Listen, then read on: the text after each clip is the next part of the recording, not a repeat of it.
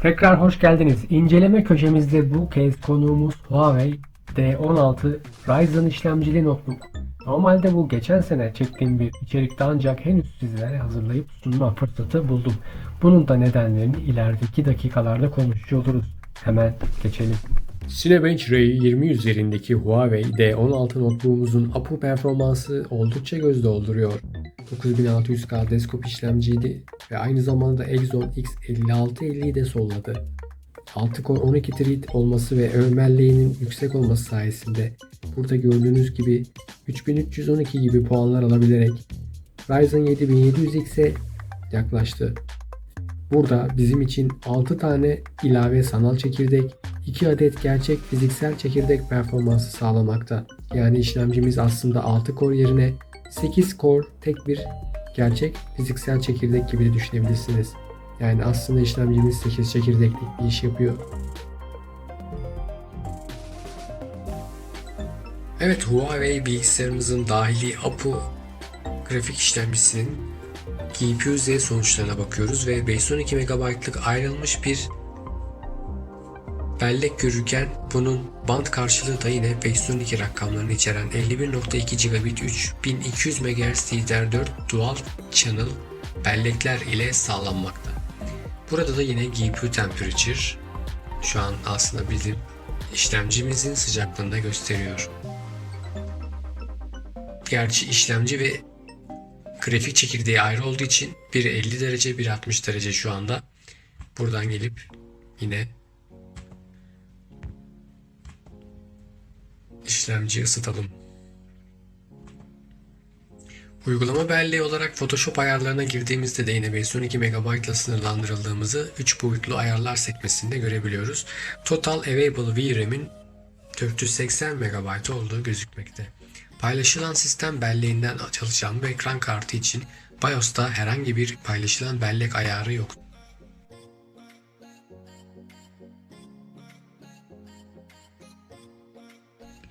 Ve gelelim Superposition 1.1 sürümündeki teste. Performans 1080p Medium ayarındaki hazır ayarı kullanacağız. Ancak aşağıda gördüğünüz gibi VRAM 1.2 ve son 2 slash görünüyor.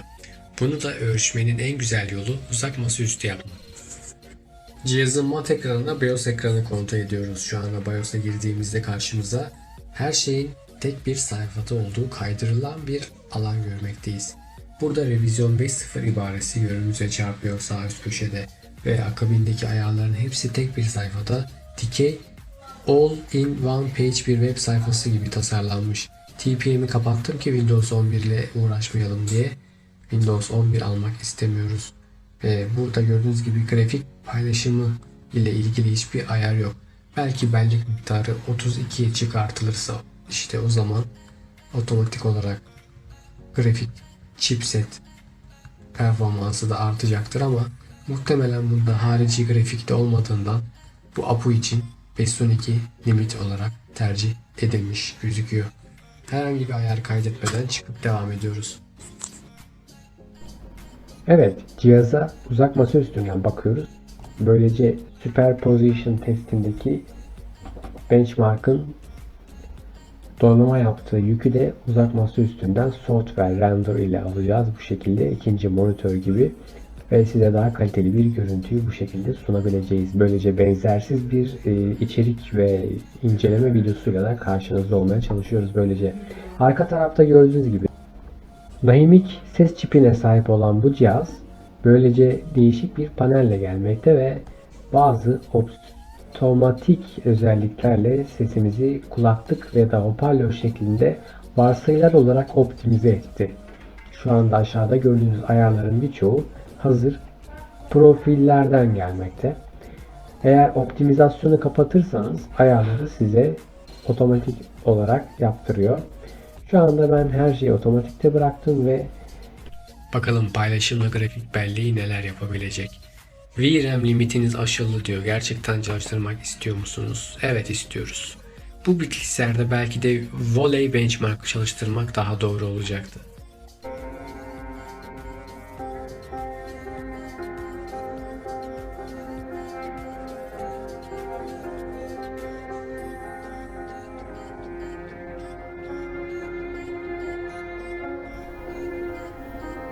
Evet, bilgisayarımız benchmark testinde, müzik eşliğinde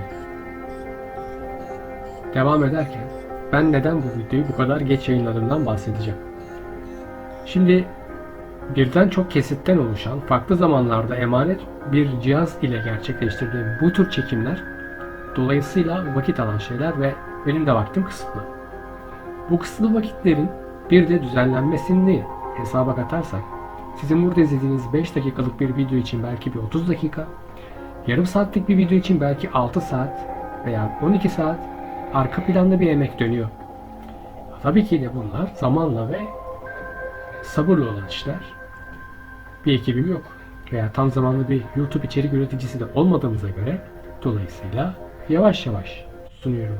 Zaten bu makinenin de alınabilirlik seviyesi ilk çıktığı zamanda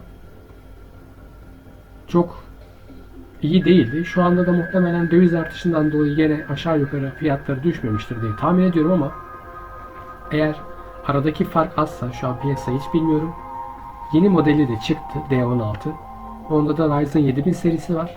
Hani almayı düşünenler varsa bunu da göz önüne alarak yeni modellere yönelebilirler. Veya yine eski model stok bulurlarsa alabilirler. Çünkü masaüstü bilgisayar kadar güçlü. Hal böyle olunca şu anda kullandığımız 9. nesil bir i5 masaüstü bilgisayardan daha iyi bir işlemci performans skoru alıyor mesela Cine 5'te. 6 çekirdek, 12 izlek. Bu 6 çekirdeğin yanındaki yardımcı 6 çekirdek bize fiziksel 2 adet çekirdek etkisi daha yaparak sanki 8 fiziksel çekirdekli bir işlemciymiş gibi performans veriyor ve yanındaki dahili APU'da, eğer beni daha önce izliyor olduysanız, bir tane Asus VivoBook i5 incelemiş bulunmuştuk. Orada da zaten 2700-2800 puan arasında bir değer almıştı. Bu bilgisayarın sonucunu maalesef kayıt alamadım. Ama buna denk yakın bir puan aldığını söylemek gerekir. Devam edeceğim ara sohbetlere. Şimdi Ryzen üzerinde Cinebench R15 OpenGL testi de yaptık ve APU'muz bize 58 FPS'lik bir skor elde etti. Bu haliyle daha önce kullandığımız DGI 175 üzerindeki GTX 660'ın alabildiği skorlara yakın değerlerde. Cinebench R15 üzerindeki multicore CPU testine geçtiğimizde de yine ortalık şenleniyor. 12 çekirdeğin ayrı ayrı, yani daha doğrusu 12 izleyin kutularının hızlı bir şekilde R15'i doldurabildiğini görüyoruz. Ve skorumuz da 1442 puan. Bu sefer Trit olarak 6 çekirdek olan, yani Hyper Threading olmayan Intel işlemci ile mobil Ryzen 4600 arasındaki performans farkında şöyle bir görüyoruz. 1070 puan alan 9600K'ya karşılık 1442 puan alan Ryzen 4600H daha performanslı. Şimdi de Cinebench R20 testi gerçekleştiriyoruz. Yine bir tarafta 9600K ve bir tarafta 4600H APU. Burada da arayı APU'nun alacağı bariz belli, çünkü görseli çok daha hızlı bir şekilde tamamladı. Aynı anda başlatmamıştım, lakin gördüğünüz gibi 6 çekirdek arkadan geliyor. 4600H ihtiva ettiği 8 MB'lık Level 3 cache'e rağmen Level 2 önderliğindeki 3 MB'lık yüksek seviye sayesinde Intel'in 9600K'sından daha avantajlı ve Intel'de bu değerler neredeyse daha az. Level 3 cache'i büyük olan Intel, Level 2 cache'indeki düşüşe rağmen performans konusunda geride kaldı. Ve 4600H APU'muz 3312 Cinebench skoruyla C20 versiyonunda elde ettiği değer sayesinde sitemizdeki X5650'nin üstüne geçti. Aynı zamanda aradaki Exxon E5 2697'yi de solladı. Ve masaüstü işlemcimiz olan 9600K'da 2649 puan alarak X5650'ye selektör yapıyor. küçük bir overclock yapılarak onu sollayabileceğini gösterdiği bu testte gayet güzel. Testimize kontrol oyunu ile devam edeceğiz. Mevcut gameplay ayarlarımızdan ziyade Full HD düşük ayarlar, ancak bu bir APU olduğundan dolayı ve Full HD çözünürlük bu sisteme fazla geleceği için 1280'e 720 olan ancak full screen olarak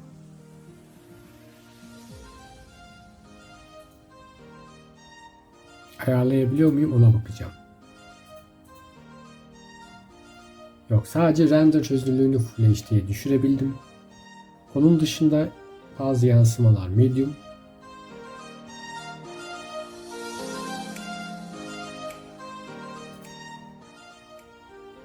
Ve yeni oyun diyerek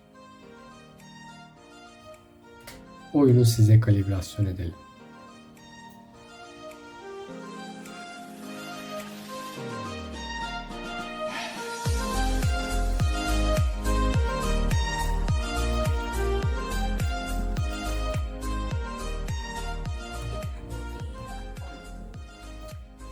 Şimdi 512 MB ayrılmış belleğe sahip olan Radeon Vega APU işlemcimiz şu anda total 2 GB VRAM kullanabiliyor sistem belleğinden paylaşarak ve totalde 6,5 GB'lık da işletim sistemi kullanımımız mevcut. Ve bu oyunu düşük ayarda da olsa ve 720p render çözünürlüğüne rağmen gayet iyi bir şekilde oynattığını söylemeliyim.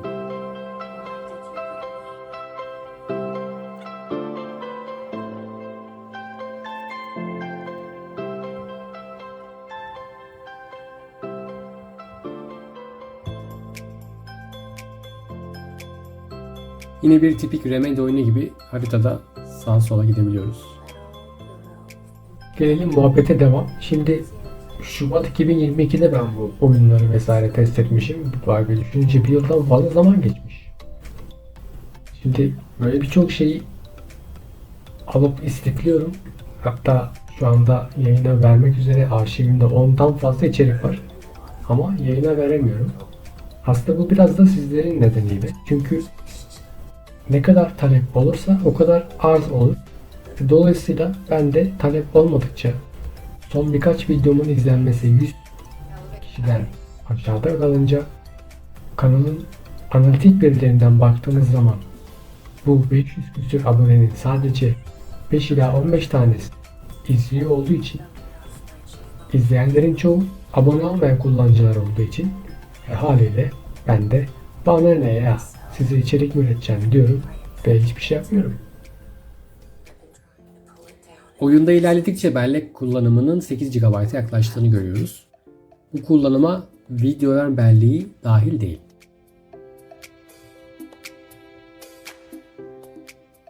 Bu 240 FPS'e çıktığımız yerlerde tahmin ettiğiniz gibi ara videolar söz konusu.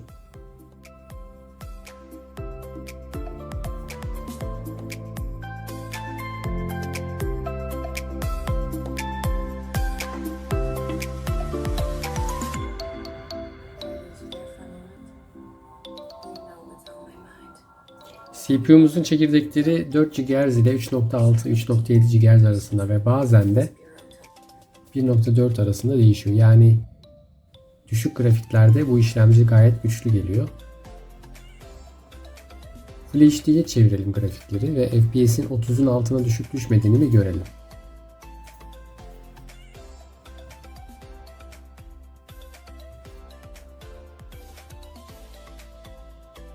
Muhtemelen video belleği taşıyacak ve biraz kasacaktır.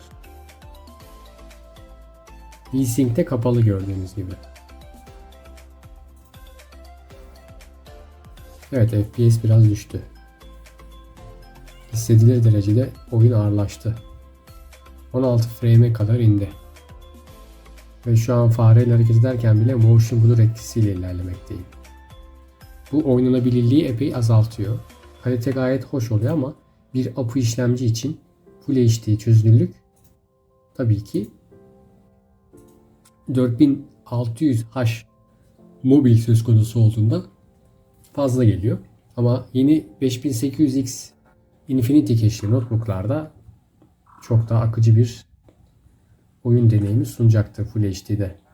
DDR5 söz konusu olduğunda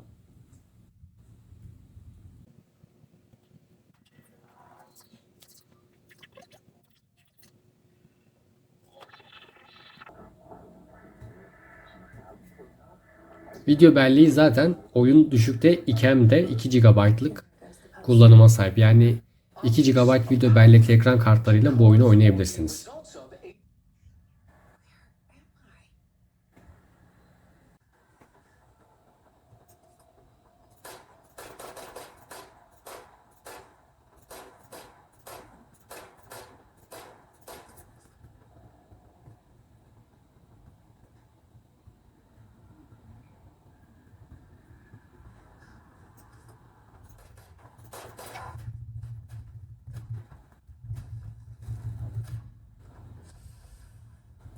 Aksiyon sahnelerinde de 30 frame'lik akıcılığımız bozulmadan oynayabilmekteyiz.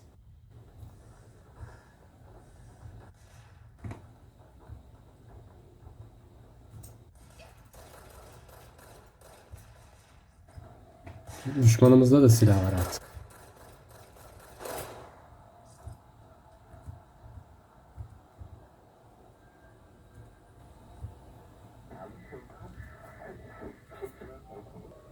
Right after the pyramid spoke to me, and it was just noise, and I understood every word.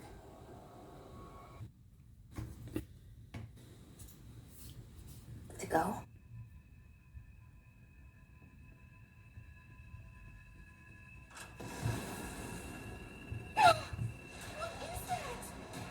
You can't let this happen. You can't let this happen. You can't let this happen. You can't let this happen. You can't let this happen. You can't let this happen. You can't let this happen. You stopped it. Get the fuck away!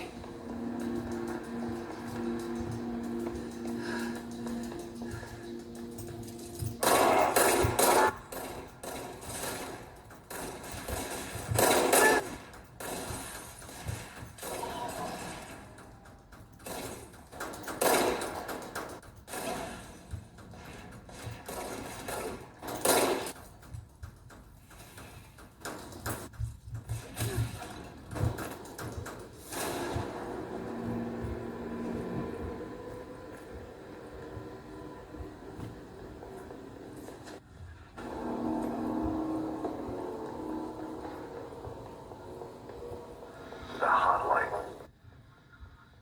Secure line of communication.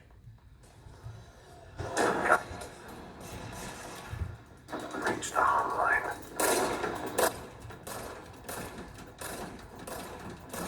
The hotline.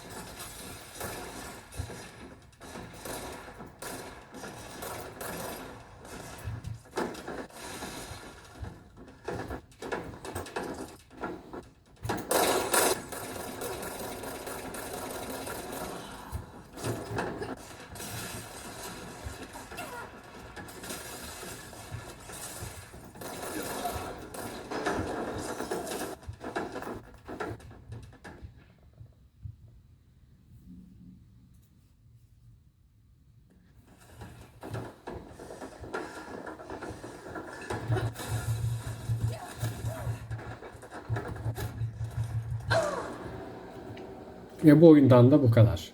Şimdi testlere farklı oyunlarla devam edelim. Ve geldik Just Cause 4'e. Epic Games tarafından indirdiğimiz oyun tabii ki açıldığında düşük bir çözünürlük ve düşük bir ayar ile başladı diyeceğim ama şöyle ayarlara geldim şimdi. Alan derinliği açık. Kapatıyorum. Celsius'a açık. Okyanus kalitesi yüksek. Anti-aliasing FXAA. Bu Anisotropic 8x'teydi. Ben düşürdüm. Ve bu şekilde bir Ocean kalitesini de medium'a çektim. Böyle uzun videolar veya işte oyun testleri zaten aslında biraz da sıkıcı şeyler. Çünkü izleyeni de sıkıyor ve benim gibi düzenleyen bir insanı da sıkar. Burada şimdi diyalogları hızlandırarak ben yine muhabbette araya giriyorum. Ne demiştik?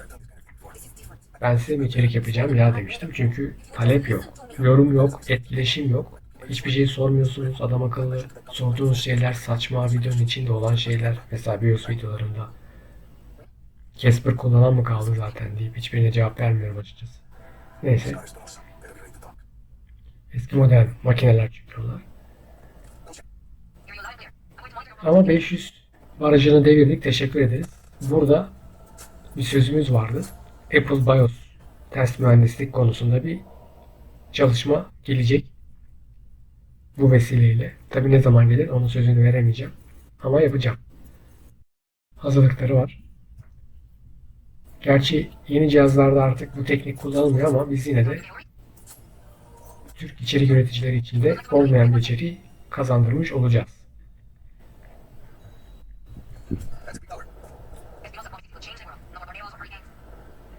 Bu Just Cause'da Steam üzerinden denediğimiz oyunlardan biriydi. Hatta bununla ilgili bir modem videosunda zaten oyunun indiği görüntüyü görebiliyorsunuz. Quality of Service. Karantinada modem yavaş. Şimdi Texture Quality Low'u düşürmek oyunda restart gerektiriyor. Mevcut ayarlarım bu şekilde. Keskinliği yumuşatma kapalı. Texture Quality Low ama aslında şu anda Medium, oyunu yeniden başlatmadım. Okyanus yok ama şu anda normal. Ve yine Okyanus teselli etmeyi açık, yani mozaikleme. DirectX 11'in özelliklerinden bir tanesi.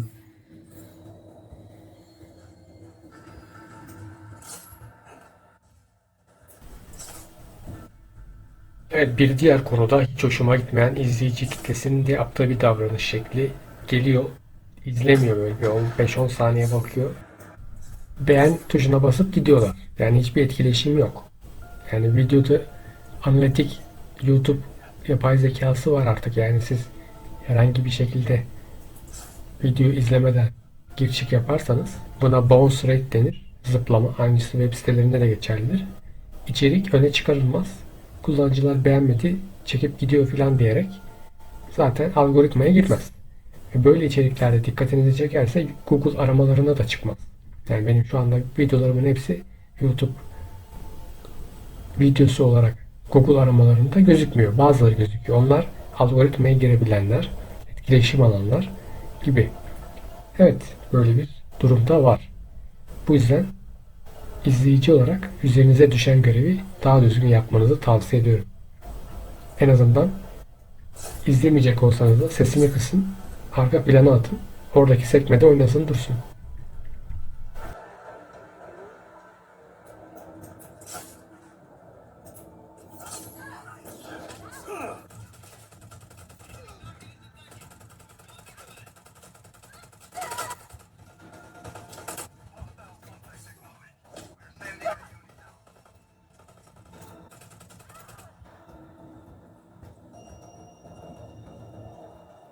Aksiyonlarda 25 kareye kadar düşüyoruz. Yani bir nevi konsolmuş gibi oyunumuz çalışabilmekte.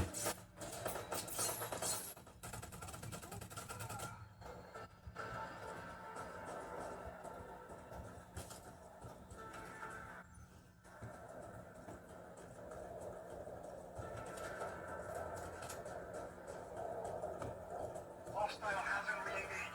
Eyes open for further contact. Henüz texture quality'yi low'a düşürmedik. Yani medium'da da oynanabildiğini görüyoruz. Poking around. Oyunu yeniden başlatırsak 30-35 karelerde gezecektir. His own private army.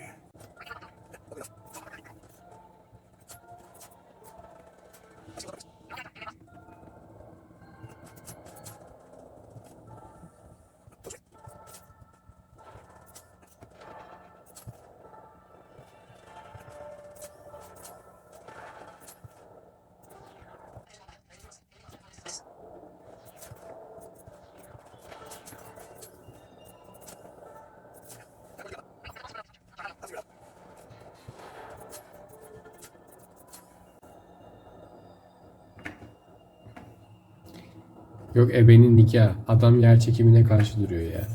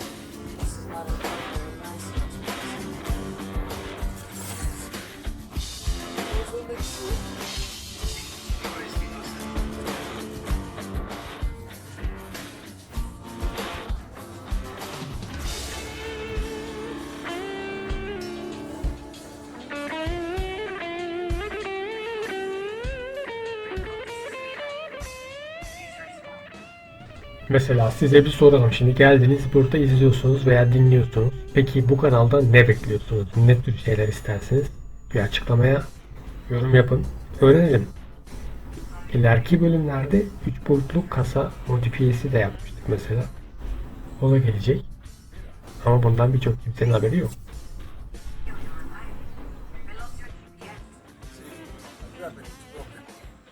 There's. I have tools in the list. What's your location?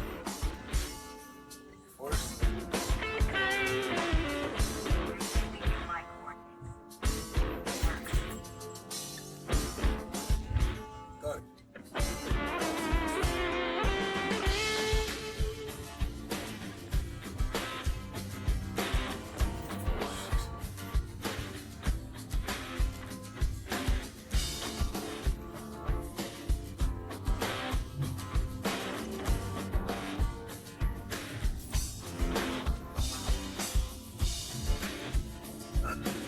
Not having my grappling movies like you say, lady.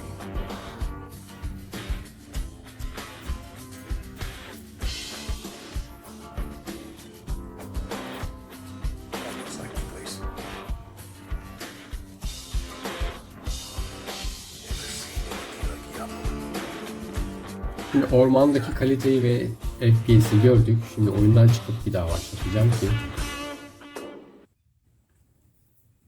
Yine kanalımda bulunan 6750 ekran kartı üzerindeki overclock çalışmasında da göreceksiniz. Buradaki piksel doldurma hızı aşağı yukarı bu APU'da da aynı. Bu ekran kartında da aynı. Ve onun tükettiği güç 80 watt civarı bir şeydi. Bunda da toplam işlemci çekirdeği dahil 25-30 watt gibi bir enerji sarfiyatı var. Ve 12 GHz'e 36 Hz yani eski bir grafik işlemciye denk performans sunduğunu söyleyebilirim.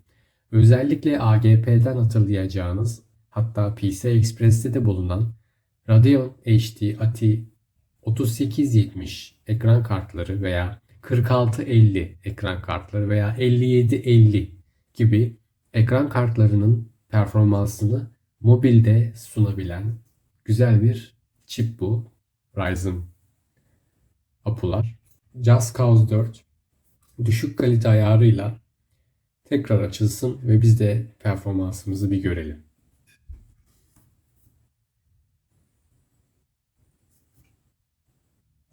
Bu arada Photoshop uygulaması da merak edenler olacaktır belki.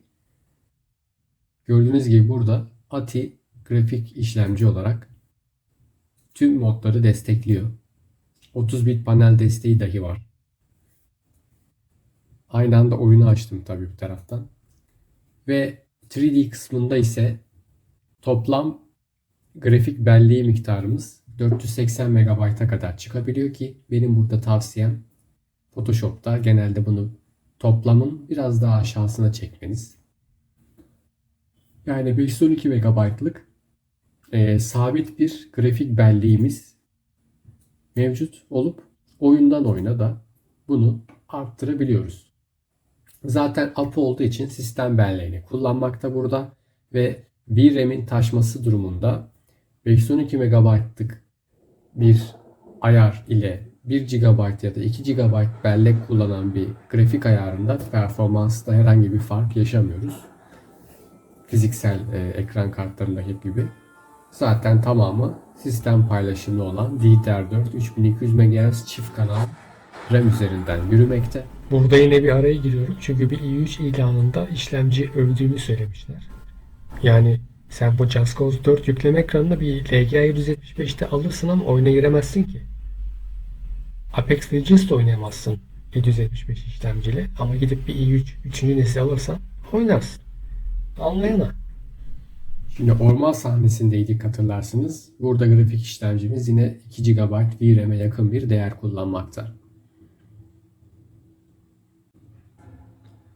Ve şimdi kaldığımız yerden devam ediyoruz. Ormanın içerisinde yine 30 kare saniye. Düşük kalite ile low kalite arasında öyle çok büyük bir fark olmadı açıkçası. Veya normal kalite ile low kalite arasında öyle ahım şahım bir fark olmadı. Oyundaki şu detay zaten Far Cry 1'den daha güzel yani o derece. Yeni oyunların düşük kalitesi bile oldukça yüksek detaylı oluyor.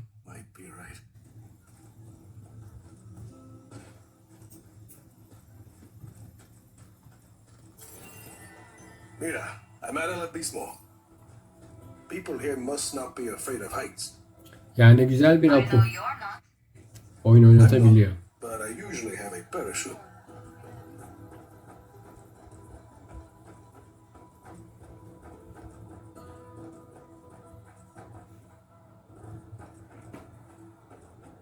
You see that store last night?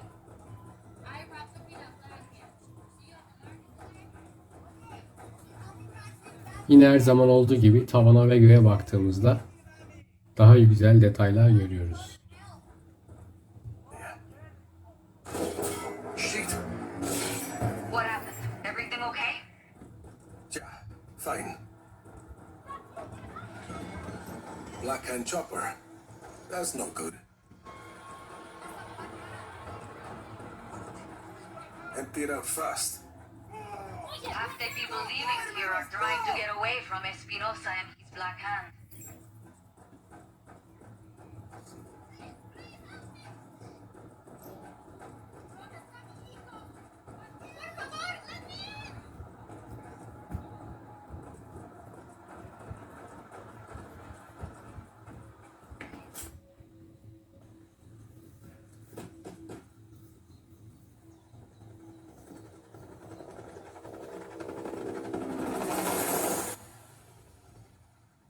Köyde bizi aramaya geliyorlar hatırlarsınız. Falan filan. Bu oyunun da gayet açık ve oynanabilir olduğunu gördük. Black Hand are casing the village. That happen often. Almost never. Maybe somebody attacked their weather base. Notebook incelememiz devam edecek. Tabii hepsinde böyle güzel detaylı oyun testi yapamıyorum maalesef. Görüşmek üzere. Bizi izlemeye devam edin. Ensatex Studios sundu.